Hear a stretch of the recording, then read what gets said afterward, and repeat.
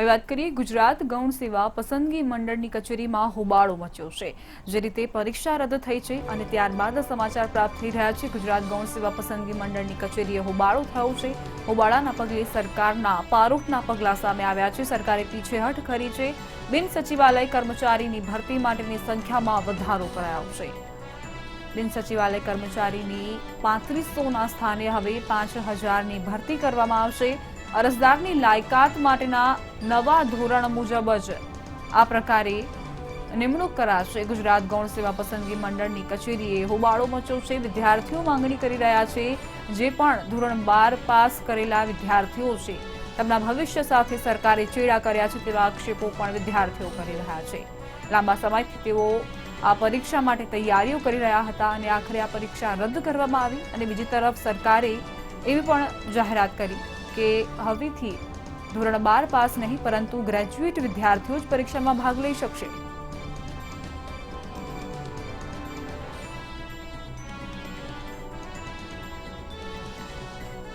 તો આજ અંગે વધુ વિગતો સાથે અમારા સંવાદદાતા અરુણ શાહ જોડાઈ ગયા છે।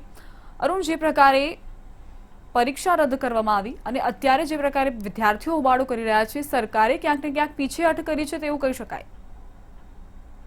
દીપા, ગુજરાત ગૌણ સેવા પસંદગી મંડળ કે જે ખાસ કરીને રાજ્ય સરકારમાં જે ખાલી જગ્યાઓ પડી હોય છે, સરકારી અને બિનસરકારી જગ્યાઓ ખાલી પડી હોય છે તેની સમગ્રતઃ ભરતી પ્રક્રિયાનું સંચાલન કરવાનું જે મુખ્ય કામ છે તેના માટે આ ગુજરાત ગૌણ સેવા પસંદગી મંડળની રચના કરવામાં આવી છે।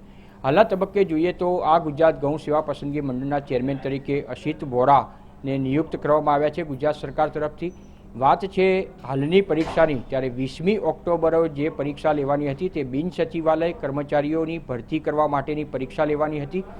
પ્રાપ્ત થયેલી માહિતી મુજબ સરકારે જે 11મી તારીખે જાહેરાત કરીને આ પરીક્ષા સમગ્રતઃ રીતે રદ કરવાનો નિર્ણય જાહેર કર્યો। સૌ પ્રથમ વાત એ હતી કે સમગ્ર નિર્ણયની બાબતથી અને આ પરીક્ષા રદ કરવાની ફરજ શા માટે પડી, કયા કારણથી પરીક્ષા રદ કરવામાં આવી તે સમગ્રતઃ કારણના સંદર્ભમાં ગુજરાત ગૌણ સેવા પસંદગી મંડળના ચેરમેન માનનીય અસિત વોરા એ સંપૂર્ણતઃ અજ્ઞાન હતા અને કયા કારણથી આ પરીક્ષા રદ કરવામાં આવી તે અંગે કોઈએ સ્પષ્ટતા કરી ન હતી। પરિણામે વિદ્યાર્થીઓનો જે આક્રોશ છે તે હાલના તબક્કે ગુજરાત ગૌણ સેવા પસંદગી મંડળની કચેરી સુધી એટલે કે ગાંધીનગર સુધી પહોંચ્યો હતો અને આજે સમગ્રતઃ જે ઉમેદવારો કહી શકાય કે જે લાયકાત ધરાવતા હતા, ધોરણ 12ની પરીક્ષા ઉત્તીર્ણ થવાનું ધોરણ ગુજરાત ગૌણ સેવા પસંદગી મંડળે સરકારના નિર્દેશથી નિયત કર્યું હતું, તે નિયમમાં પણ સરકારે ફેરફાર કર્યો। ત્યારે આજનો આક્રોશ જે હતો તે ઉમેદવારોનો આક્રોશ ચરમસીમાએ પહોંચ્યો હતો અને સમગ્રતઃ મામલો ગાંધીનગર ગુજરાત ગૌણ સેવા પસંદગી મંડળની કચેરી સુધી પહોંચ્યો છે। સમગ્રતઃ રીતે જોઈએ તો હાલના તબક્કે જે છેલ્લા અપડેટ્સ પ્રાપ્ત થયા છે તે મુજબ ચોક્કસ રીતે સરકારે આ સંદર્ભે જે હોબાળો થયો તેના પગલે પારોઠના પગલાં ભરવાની ફરજ પડી છે અને તેના જ ભાગરૂપે હાલના તબક્કે કહી શકાય કે જે અગાઉ બિન સચિવાલય કર્મચારીઓની 3500 જગ્યા ભરવાની હતી તેમાં 1500ની સંખ્યાનો વધારો કરીને હવે પછી 5000 જેટલી સરકારી બિન સચિવાલય કર્મચારીઓની જે ખાલી જગ્યા છે તે ભરતી કરવા માટેનો મહત્વનો નિર્ણય હાલના તબક્કે રાજ્ય સરકાર દ્વારા કરવામાં આવ્યો છે। પરંતુ સૌથી સમગ્રતઃ રીતે જોઈએ તો મહત્વની વાત એ છે કે આ નિયમ માટે આ ભરતી કરવા માટેના જે લાયકાતનું ધોરણ હતું તે ધોરણ 12 પાસ ઉમેદવારો એ આ અંગેના ઉમેદવારી પત્રો ભર્યા હતા, જે 20મી ઓક્ટોબરે જે હાલના તબક્કે નિર્ધારિત મોકૂફ થયા પહેલાંની જે નિર્ધારિત તારીખ હતી 20 ઓક્ટોબરે પરીક્ષા આપવાના હતા। તેની અંદાજિત સંખ્યા જો ગુજરાતના સમગ્ર રાજ્યમાંથી જે દરેક કેન્દ્રો ઉપરથી પરીક્ષા આપવાના હતા ને તેની અંદાજિત સંખ્યા જે હતી તે 11 લાખ ઉમેદવારો આ પરીક્ષા આપવાના હતા। જે પ્રાપ્ત થઈ છે વિગત મુજબ તે મુજબ 110 રૂપિયા મુજબ એક ઉમેદવાર પાસેથી આ અંગેની નિર્ધારિત ફી ગુજરાત ગૌણ સેવા પસંદગી મંડળે વસૂલ કરી છે। ત્યારે સૌથી મહત્વની વાત એ છે કે એક વિદ્યાર્થીના 110 રૂપિયા મુજબ આ ફી વસૂલ કરવામાં આવી છે। 11 લાખ વિદ્યાર્થીઓના 110 રૂપિયા મુજબ જોઈએ તો આ રકમ કેટલી થાય? 11 કરોડ રૂપિયાને આંબી જાય તેટલો મોટો આંકડો। હવે આ 11 લાખ વિદ્યાર્થીઓને શું તેમની ફી પાછી પરત કરાશે કે કેમ તે અંગેનો જવાબ ન ગુજરાત ગૌણ સેવા પસંદગી મંડળના ચેરમેન માનનીય અધ્યક્ષ અસિત વોરા અને ન ગુજરાત સરકાર અત્યાર સુધી કોઈ પણ પ્રકારની સ્પષ્ટતા કરવામાં આવી નથી. બીજું સૌથી મહત્વની વિગત, હવે પછી જે અપડેટ્સ પ્રાપ્ત થયા છે તે મુજબ તેના લાયકાતના ધોરણમાં સુધારો કરીને હવે ધોરણ 12નું પાસનું જે લાયકાત ધોરણ હતું તે બીકોમ એટલે કે સ્નાતક કક્ષાએ કરવામાં આવ્યું છે. પરિણામે આ 11 લાખ વિદ્યાર્થીઓ જે નિર્ધારિત કરવામાં આવ્યા હતા અને જેમણે ઉમેદવારી પત્રો ભર્યા છે, જેમણે 110 રૂપિયા નિર્ધારિત કરેલી ગૌણ સેવા પસંદગી મંડળની ફી ભરેલી છે, તેઓનું શું થશે? તેઓ પરીક્ષા આપી શકશે કે કેમ?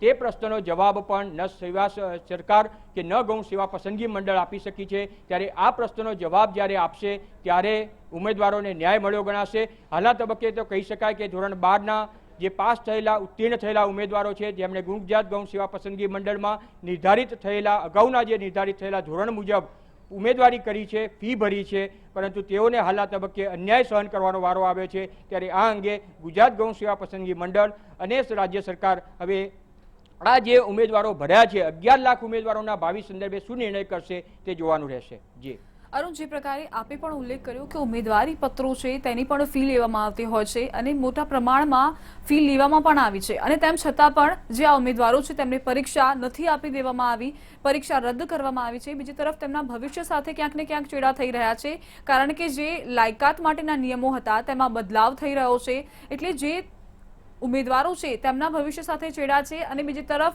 તેમને હવે ચાન્સ પણ નહીં આપવામાં આવે કે ફરી એક વખત તેઓ આ પ્રકારે ઉમેદવારી પત્ર ભરીને પરીક્ષા આપી શકે. ચોક્કસ દીપા, આપે જે કીધું તે પ્રમાણે અને મેં તે જ વિસ્તૃત વિગત આપને સમજાવી છે. સમગ્ર દર્શકોની સુધી આ માહિતી લઈ જવા માટેનો મંતવ્ય ન્યૂઝે પ્રયાસ કર્યો છે. સૌથી મહત્વની વાત એ છે કે 110 રૂપિયા ઉમેદવાર દીઠ જે ફી ભરી છે, 11 લાખ ઉમેદવારો જેની સંખ્યા થવા જાય છે, તે ફીની રકમનું હવે ગૌણ સેવા પસંદગી મંડળ કે રાજ્ય સરકાર શું કરશે? તે રકમ ઉમેદવારને પરત કરવામાં આવશે કે કેમ? બીજો મહત્વનો પ્રશ્ન એ છે કે હવે પછી ધોરણ 12 ઉમેદવારીની લાયકાત જે નક્કી કરી હતી તેના સ્થાને હાલના તબક્કે સ્નાતક કક્ષાએ, અને એ પણ આ જ પરીક્ષાથી તેને લાગુ કરવામાં આવી છે, ત્યારે તેઓ આ સ્નાતક કક્ષાએના નહીં હોવાથી તેમને લાભ મળી શકશે નહીં.